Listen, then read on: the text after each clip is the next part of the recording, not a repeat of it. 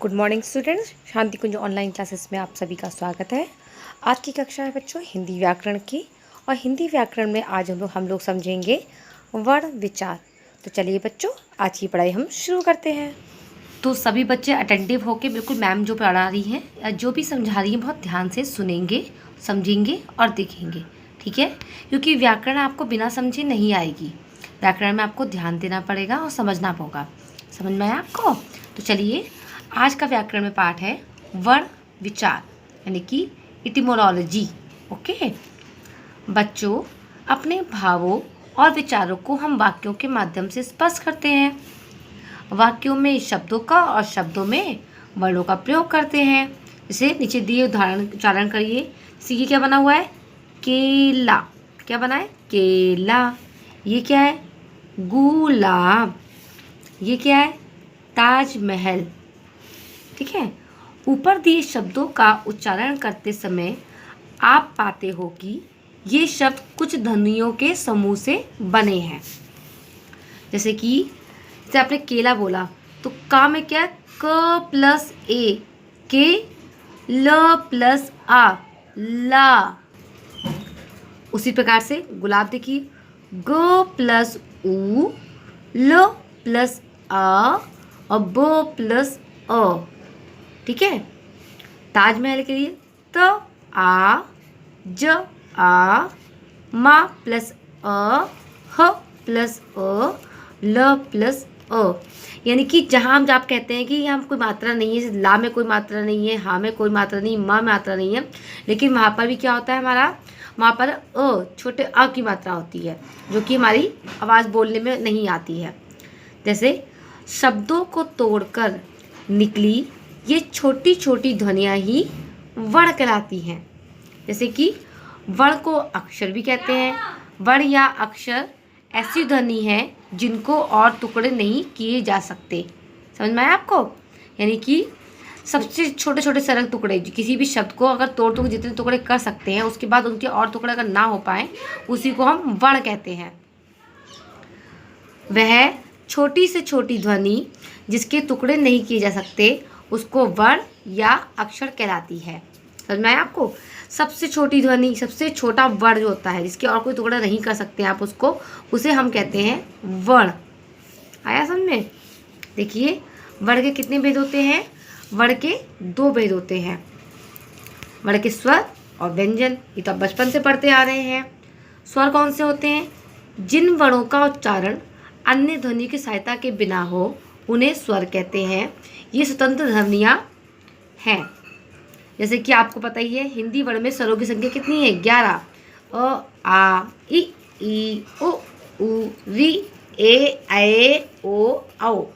समझ में आया आपको? ये आपके क्या हो गए? ये आपके स्वर हो गए। कितने स्वर है? 11 स्वर है। ठीक, 2 बातें समझ ली आपने। पहला कि वर्ण किसे कहते हैं, दूसरा वर्ण के 2 भेद होते हैं। 2 भेद में वर्ण, स्वर और व्यंजन। और स्वर हमारे होते हैं 11। इसके बाद आगे बढ़ते हैं। आ अंग्रेजी भाषा की ध्वनि है, लेकिन इसका प्रयोग भी हिंदी भाषा में अंग्रेजी में आए शब्दों का उच्चारण लिखने में किया जा सकता है। जैसे कि डॉक्टर, कॉपी, हॉल आदि। ये क्या है? इंग्लिश के वर्ड है जिनको हम हिंदी में इस्तेमाल करते हैं। जैसे ना अ, तो हम देखिए ये अ चंद बिंदु नहीं है, अ है ये। इसके ऊपर बिंदु नहीं लगाई है आपने, लगाई है बिंदु? नहीं लगाई जाती है। Doctor, copy, hall. ठीक है। अब व्यंजन कौन से होते हैं समझ लीजिए। व्यंजन होते हैं, व्यंजन वे वर्ण हैं जो स्वरों की सहायता से बोले जाते हैं। प्रत्येक व्यंजन का उच्चारण करते समय अंत में अ की ध्वनि आती है। व्यंजन अस्वतंत्र ध्वनियाँ हैं। जैसे कि का को कैसे बोलेंगे आप? क प्लस अ, का। खा को क प्लस अ, खा। ग प्लस अ, ग। जब किसी व्यंजन को बिना स्वर में लिखा जाता है तो उसके नीचे एक तिरछी रेखा खींची जाती है। जैसे ये देखिए, जैसे ये लिखा है आपने। गा को अगर आप बिना स्वर के बोलेंगे तो आप उसके नीचे नया लिखे जाते हैं। तिरछी रेखा वाले इस चिन्ह को हलंत या हल चिन्ह कहते हैं। आया समझ में? क्या कहते हैं? तिरछी रेखा वाले चिन्ह को क्या कहते हैं? हलंत या हल चिन्ह कहते हैं। और हिंदी में व्यंजनों की संख्या कितनी है? 33। कितनी है? 33। का ख ग गाड़ा, च छ झ झड़ा, ट ठ ड डणा, त थ द धणा, प फ ब भ म य र ल व, श स श ह छ त्र ज्ञ स्र। ठीक है, इस प्रकार से आपके हो गए कितने? 33 व्यंजन हो गए। इनके अतिरिक्त प्रयोग में आने वाले कुछ अन्य वर्ण इस प्रकार है, जैसे कि ड ढ अ अनुस्वार होता है, और अ जिसे कहते हैं अंगचन बिंदु, क्या होता है? अनुनासिक, और अंगा जिसे कहते हैं विसर्ग। ठीक है, आज की क्लास में बस आपको इतना ही समझा रही हूँ, आप यही समझ लीजिए। और इसके बेस पे कुछ क्वेश्चन आप ये समझ लीजिए कैसे करेंगे आप लोग। जैसे कि पहला प्रश्न है आपका, यहाँ देखिए, ये आपका होमवर्क भी है।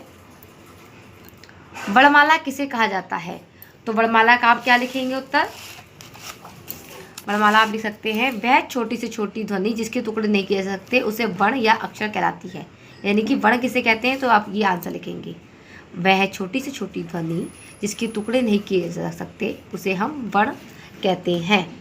ठीक है, ये इस प्रकार से आपका क्वेश्चन हो गया, वर्ण किसे कहते हैं, पहला प्रश्न, उत्तर ये हो गया। उसके बाद दूसरा क्वेश्चन है, हलन का प्रयोग कहाँ किया जाता है?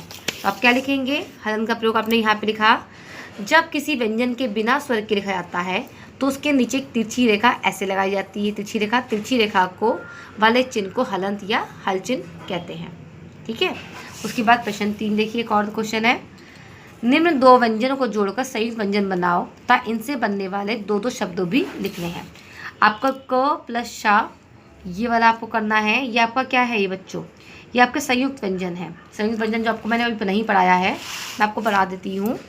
संयुक्त व्यंजन कौन से होते हैं? जो छ, त्र, ज्ञ और श्र हिंदी भाषा में प्रयोग किए जाने वाले संयुक्त व्यंजन हैं। ये दो व्यंजनों को योग से बनते हैं, इसलिए ही उन्हें संयुक्त व्यंजन कहा जाता है।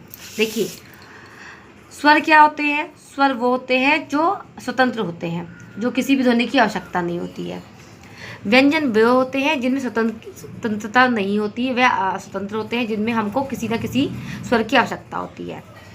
संयुक्त व्यंजन कौन से होते हैं? संयुक्त व्यंजन वो होते हैं जिसमें दो व्यंजन को मिला के बनता है। जैसे क प्लस श बन गया क्षमा, क्या होता है? श बना, उससे दो बनने वाले शब्द हो गए क्षमा, रक्षा, कक्षा। श किससे मिलके बना? क प्लस श से मिलके बना है। उसी प्रकार से आपका और कौन से शब्द हैं? त्र किससे मिलके बनता है? त प्लस रा। ज्ञा किससे बन के मिलता है? ज प्लस या। शा किससे मिलके बनता है? श प्लस रा। ध्यान दे रहे हैं आप ना? समझ में आ रहा है ना आपको? तो इन सब से मिलके बनते हैं ये आपका शब्द। ये दो व्यंजनों को मिला के ये शब्द बनते ये व्यंजन बनता है, इसलिए ये संयुक्त व्यंजन कहलाते हैं। जब किसी भाषा के सारे वर्ण एक निश्चित क्रम में लिखे जाते हैं तो उसे वर्णमाला कहते हैं। तो वर्ण किसे कहते हैं वो अलग हो गया, वर्णमाला किसे कहते हैं? जब किसी भाषा के सारे वर्ण एक निश्चित क्रम में लिखे जाते हैं तो उसे वर्णमाला कहते हैं।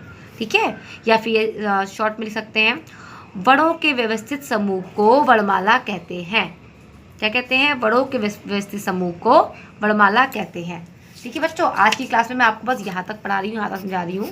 आपको मैंने पढ़ा दिया वर्ण, स्वर, व्यंजन, संयुक्त व्यंजन और वर्णमाला, इतना करवा दिया है। ये आपका होमवर्क है, ये आप कर लीजिएगा। ठीक है, इतना बहुत ईजी है, मैंने समझाया हुआ वही आपका होमवर्क है। तो आज की क्लास में बस इतना ही बच्चों, नेक्स्ट क्लास में आपको और भी समझाऊंगी। ओके स्टूडेंट्स, तब तक के लिए हम लोग बाय बाय।